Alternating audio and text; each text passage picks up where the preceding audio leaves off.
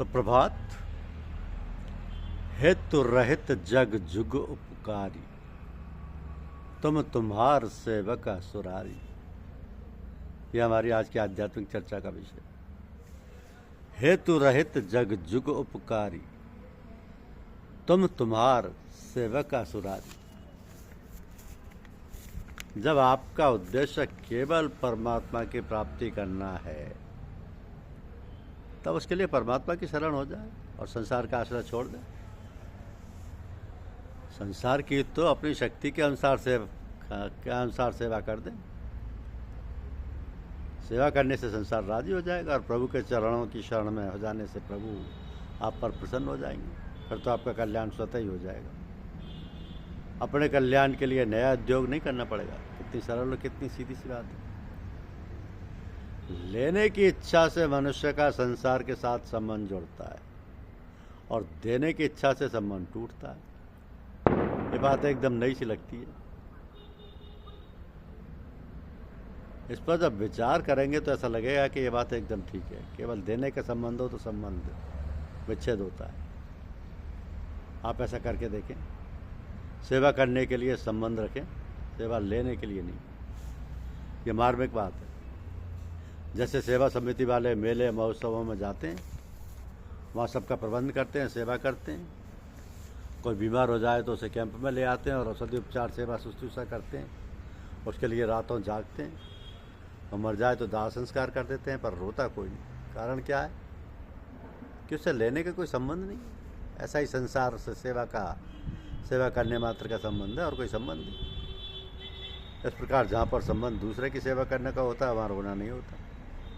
कुछ ना कुछ लेने की आशा से जहाँ अपनापन का संबंध जुड़ा हुआ है, वहाँ रोना होता है। कारणम गुण संगोष सदसदो निज नन्मु, सदसदो निज जन्मसु। भीतर से गुणों का संग है, वो जन्म मरण देने वाला और भीतर से सेवा करने का संबंध है। वह असंगता लाने वाला है। सेवा करने से हमारा संग टूटेगा। धर्म तय विरत जोग तय ज्ञाना, ज्ञान मोक्ष प्रद वेद वखान। धर्म पालन करते हैं कर्मयोग से, अर्थात कर्तव्य करना और अपने लिए कुछ चाहना नहीं। ऐसी सेवा करने से वैराग्य पैदा होगा। जैसे महाराज स्वाम्भुव मनु ने प्रजा पालन करते हुए कहा कि होई न विषय विराग भवन बसत वा चौथपन, हृदय बहुत दुख लाग जन्म गयु हरि भगत बिन। घर में रहते बूढ़े हो गए पर वैराग्य नहीं हुआ। ऐसा सोचते ही दंपत्ति को वैराग्य हो गया। वे राज्य छोड़कर वन में चले गए क्योंकि उन्होंने प्रजा का धर्मयुक्त पालन किया था। प्रजा के लिए प्रजा का पालन किया था। उन्होंने अपने राज्यकाल में सबका हित किया। मनुस्मृति बना दी जिसके अनुसार चले तो मनुष्य का कल्याण हो जाए।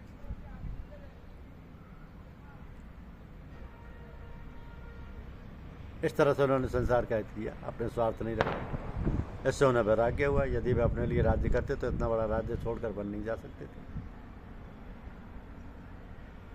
तात्पर्य है कि धर्म सहित सबका पालन पोषण करने से वैराग्य पैदा होता है और जहाँ लेने की किंचित मात्र भी इच्छा होती है, वहाँ राग पैदा होता है। यहाँ ज्ञान का चिन्ह है। यही इसकी मुख्य पहचान है। जो कुछ भी लेना चाहता है उसका संसार से संबंध जोड़ता है और लेना वही चाहता है जो शरीर के साथ मैं और मेरेपन का संबंध रखता है और पदार्थों के साथ मेरेपन का संबंध रखता है। जैसे केवल सेवा ही करनी हो, केवल दूसरों की सेवा हो जाए, केवल दूसरों को सुख पहुँचे, आराम पहुँचे, उनका भला हो, उनका कल्याण हो। इस प्रकार तन से, मन से, वचन से, धर्म से, विद्या से, बुद्धि से, योग्यता से, पद से, अधिकार से सबको सुखी पहुँचाना हो, मन में हित करने का भाव हो, सेवा कहलाने की इच्छा भी ना हो, तो वह कभी भी नहीं बंधेगा, मुक्त हो जाएगा। जैसे पानी में रहकर पानी को अपनी ओर लेंगे तो डूब जाएंगे और हाथों से लातों से मारते रहेंगे तो तर जाएंगे। ऐसे ही संसार समुद्र में जो लेना चाहता है वो डूब जाता है और जो देना चाहता है वो कभी नहीं डूबता। हेतु रहित जग जुगु पुकारी, तुम तुम्हार सेवक असुरारी। सबकी सेवा करने वाले भगवान है और संत महात्मा अर्थात भगवान और भगवान के सेवक बिना कारण सेवा करने वाले तो वे बनते नहीं। वे बंधे क्यों? उनके तो दर्शनों से मुक्ति हो जाती है, उनकी बातों को सुनने से कल्याण हो जाता है, क्योंकि उनमें स्वार्थ है ही नहीं। किसी से कुछ लेना है ही नहीं, प्रत्युपकार की इच्छा है ही नहीं। यतो प्रत्युपकारार्थ फलमुद्दिश्य वा पुनः दीयते च परिकृष्टम तद्दानम राजसम स्मृतम।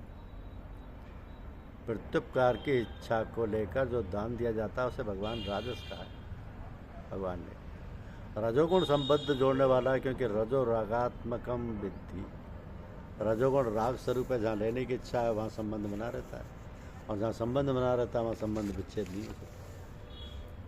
एक शंका होती है कि भरत मुनि ने हरण के बच्चे को दया पर वश होकर पालन किया, पर उनका उस हरण के बच्चे में मोह हो गया, उससे संबंध जुड़ गया।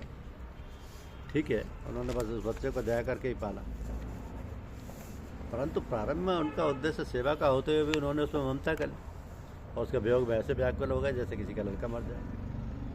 और व्याकुल होकर उसे याद करके कहने लगे कि यह हिरण मेरे साथ ऐसे खेलता, ऐसे बदन खुजलाता, यूँ फुदकता, ऐसे मेरे पास आया करता था। इस मोह के कारण उसके चिंतन में उन्हें हरण बनना पड़ा। इसमें दया का दोष नहीं है, दोष है ममता का। भरत मुनि को दया से मोह नहीं हुआ, मोह हुआ भूल से। वास्तव में मोह तो पहले से ही था, अब दया ने मोह का रूप धारण कर लिया तो हरण बनना पड़ा। सज्जनों, मोह के कारण बंधन होता है, दया करके सेवा करने से बंधन नहीं होता। ये पक्की बात है। इसलिए सबकी सेवा करें और केवल सेवा के लिए ही संबंध रखें। 80-90 वर्ष का कोई आदमी मर जाए तो उसके लिए दुख नहीं होता, परंतु 25 वर्ष का कोई जवान आदमी मर जाए तो दुख होता है, क्योंकि उससे कुछ मिलने की आशा है। विचार पूर्वक देखा जाए तो होना ये चाहिए कि बड़े बूढ़े के मरने से अधिक दुख हो, क्योंकि बड़े बूढ़े तो विशेष अनुभवी तथा बुद्धिमान होते हैं, उनका बहुत अध्ययन रहता है, इसलिए उनसे लाभ अधिक लिया जा सकता है। पर क्या बताएं, उनके मरने का दुख नहीं होता, क्योंकि उनसे कुछ मिलने की आशा नहीं होती। इसलिए ऐसा बूढ़ा आदमी अभी मर जाए तो कोई हानि नहीं होती। लोगों के मुख से में हमने सुना है, कानों से देखा है, कानों से सुना है, आंखों से देखा है कि बूढ़े का मरना तो ब्याह की तरह है।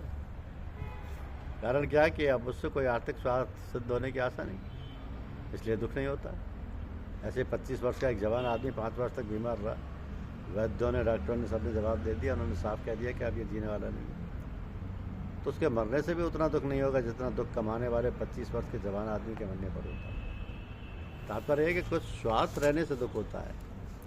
यह आशा ही बांधने वाली वस्तु है। आशा नहीं रखी जाए तो मनुष्य बनता नहीं, उसे कोई बांध ही नहीं सकता। जिस परमात्मा से संसार उत्पन्न हुआ है तथा जिससे संसार व्याप्त है, उस परमात्मा का अपने कर्मों के द्वारा पूजन करके मनुष्य सिद्धि को प्राप्त होता है। तो संपूर्ण प्राणियों में परमात्मा की सेवा करें, सेवा करने से सिद्धि हो जाएगी। भगवान का वास्तविक पूजा तभी होती है जब मनुष्य वस्तु को अपना नहीं मानता और पूजा से अपनी स्वार्थ सिद्धि की आशा नहीं रखता। जहाँ कुछ ना कुछ स्वार्थ है, आराम, मान, बड़ाई आदि लेने की इच्छा है, वहीं पर बंधन है। बीमारी की जड़ कहाँ है इसका पता जल्दी लग जाना चाहिए। बीमारी की जड़ का पता लगा कि लेने की इच्छा है, असली बंधन है, यही दुर्लभ बात है। बंधन वहीं पर है जहाँ कुछ ना कुछ लेना है, कुछ ना कुछ स्वार्थ है, कुछ ना कुछ सुख चाहता है, कुछ ना कुछ भोगना चाहता है। यदि संसार के किसी विधा पदार्थ को देखकर राजी होते हो तो भोग हो रहा है, और भोग है तो बंधेगा ही। अनुकूलता चाहते हो तो दुख हो जाएगा। राजी होना, अनुकूलता चाहना, ये सब भोग हैं, इनसे हरदम सावधान रहें। किसी से सुख नहीं लेना है, आराम नहीं लेना है, मान नहीं लेना है, बड़ाई नहीं लेनी है। हमें किसी से कुछ लेना है ही नहीं, कारण कि जहाँ लेना हुआ कि फंसे। यदि केवल सेवा ही सेवा करता है तो उसका पुराना ऋण उतर जाएगा और संबंध जुड़ेगा नहीं तो पूर्ण हो जाएगा। इसलिए संसार में किसी से सेवा लेने का, स्वार्थ सिद्ध करने का संबंध रखना ही नहीं है, केवल उनको सेवा करनी है। तात्पर्य यह हुआ कि मिले हुए पदार्थों के द्वारा व्यक्तियों की सेवा करना ही सदुपयोग है, और महत्ता सदुपयोग की ये वस्तु एवं परिस्थिति की नहीं। धन्यवाद। यूट्यूब चैनल को लाइक और सब्सक्राइब अवश्य कीजिए। शुक्रिया।